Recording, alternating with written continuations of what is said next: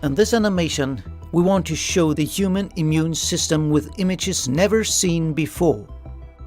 We will learn how macrophages as well as other cells and mechanisms protect our organism from death every day.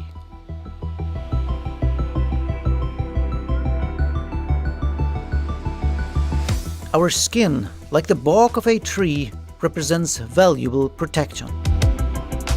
However, the skin is also home to countless microorganisms. Among other things, they are nourished and protected by an oily fluid called sebum. Sebum is produced by sebaceous glands. Sebum also contains antimicrobial elements that can kill microbes. If they are harmful or too many microbes on the skin, the sebum is composed in such a way that these microbes are killed. This creates a harmonious coexistence between skin cells and microbes, a kind of symbiosis. These microbes also keep one another in balance and kill pathogens that can be dangerous to our cells.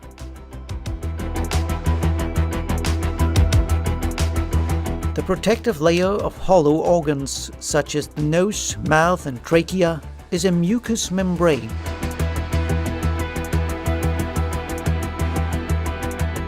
Mucous membranes possess cilia. Cilia move back and forth in a wave-like manner. This allows them to move mucus, to which foreign substances adhere, upward into the oral cavity.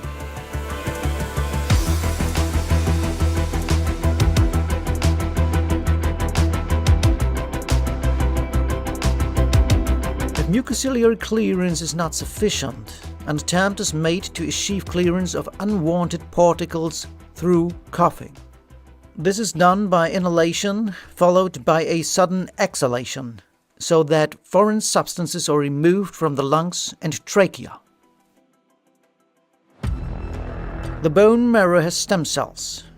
It is the birthplace for many different immune cells, which we also call leukocytes. Stem cells divide to form daughter cells, asymmetric or symmetric. Symmetric cell division results in either two stem cells or two progenitor cells, as seen here. The progenitor cells divide again and again. Thus, a single stem cell becomes many immune cells or leukocytes. A common immune cell is the neutrophil. Some of the neutrophils remain in the bone marrow, while others make their way into the bloodstream.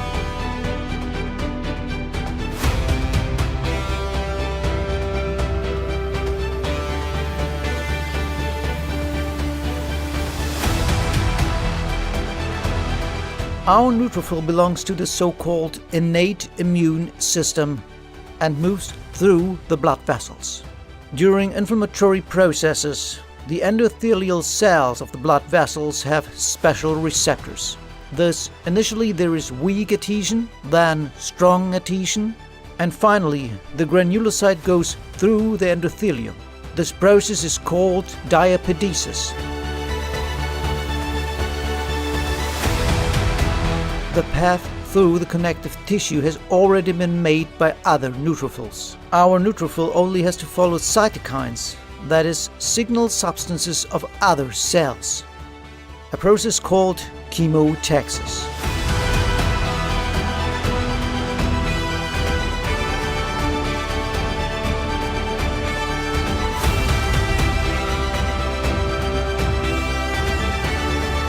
There they are. Bacteria everywhere. They produce toxins and thus harm the cells of the organism. A neutrophil's job is to eat these bacteria. This eating process is called phagocytosis. In addition, some of the neutrophils produce certain cytokines that attract other granulocytes.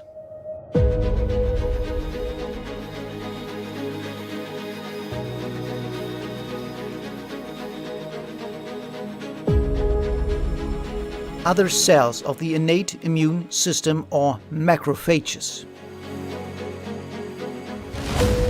They arrive on the scene before neutrophils, phagocytose bacteria, and produce a signal substance, tumor necrosis factor.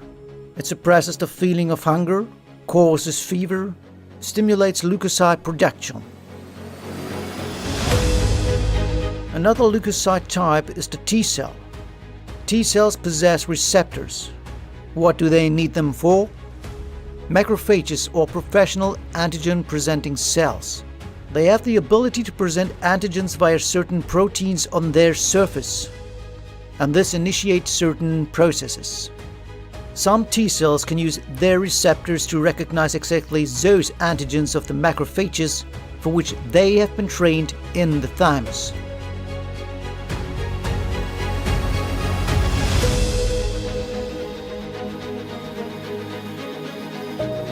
Let us take a closer look at this. T cells are also formed in the bone marrow. They then migrate via the bloodstream to the thymus. Because they mature in the thymus, they are called T for thymus cells. In the thymus, which is one of the primary lymphoid organs, T cells form antigen receptors. Afterwards, they usually migrate to secondary lymphoid organs, such as the lymph nodes and the spleen.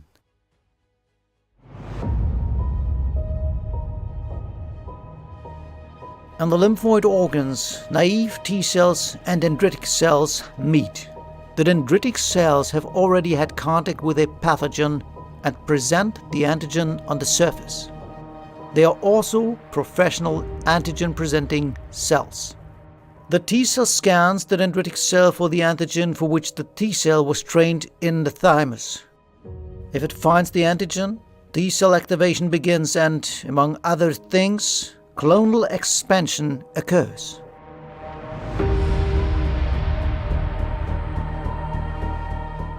The cell reproduces itself thousands of times. These cells respond to a specific pathogen or antigen.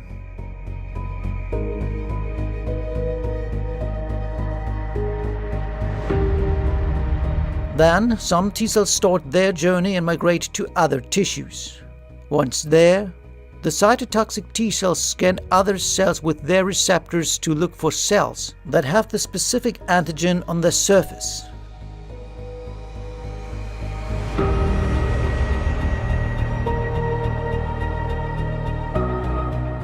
If they find their antigen in a cell, they know that a pathogen, for example, is in the cell. The cytotoxic T cells begin to induce apoptosis.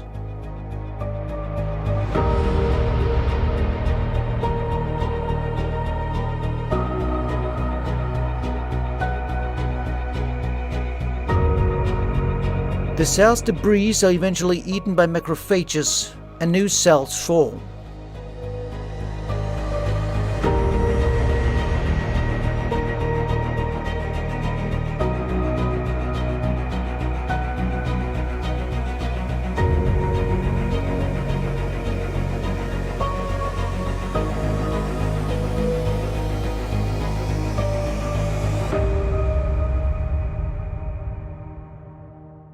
There are not only cytotoxic T cells, but others as well. T helper cells, memory T cells, regulatory T cells, and others. T helper cells work hand in hand with B cells. B cells possess receptors like T cells. Like T cells, B cells also originate in the bone marrow. They then search for their specific antigen in the lymphatic system or in the bloodstream. If the B cell finds its antigen with its receptors, either activation occurs immediately or the B cell moves into the lymphoid tissue where T helper cells wait.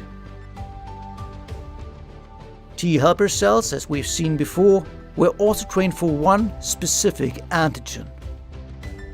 For this reason, the B cell presents its antigen on the surface. This allows the T cell, with its receptors, to scan the B cell.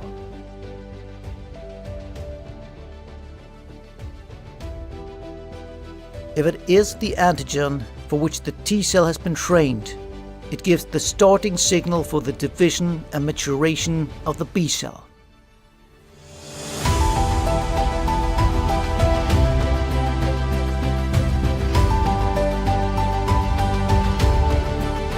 As with T cells, clonal expansion occurs. Thus, thousands of new B cells or plasmablasts and plasma cells are generated from a single B cell.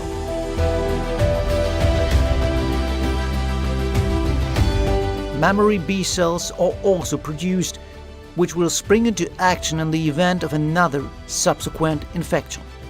During acute infection, plasmablasts and plasma cells immediately begin to produce antibodies, and they release these antibodies into the bloodstream. Antibodies are also often called immunoglobulins.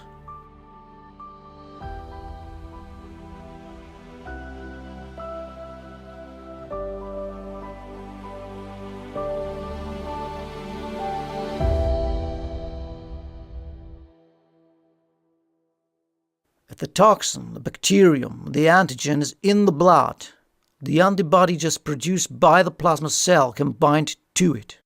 In this way, for example, a toxin can be rendered harmless and an antigen can be marked so that macrophages can recognize it more easily and phagocytize it more quickly. This process is called opsonization. All immune cells have a stem cell as their origin. It develops into progenitor cells and eventually into the immune cells just shown. Other important immune cells are natural killer cells and platelets.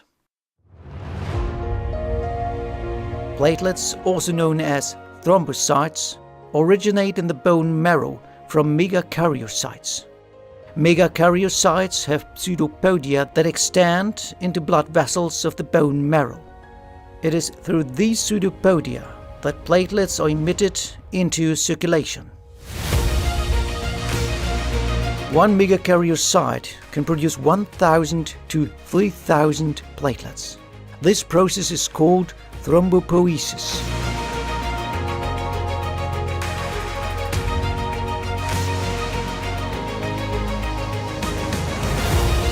The platelets move through the blood vessels of the body. If injury to a blood vessel occurs, hemostasis begins. The platelets adhere first to the collagen fibers of the connective tissue and eventually adhere to one another.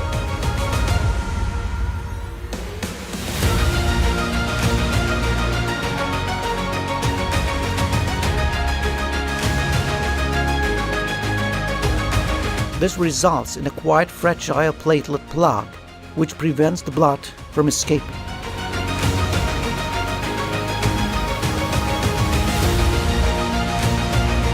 Eventually, fibrin strands form on the platelets, which ensures a stronger plug.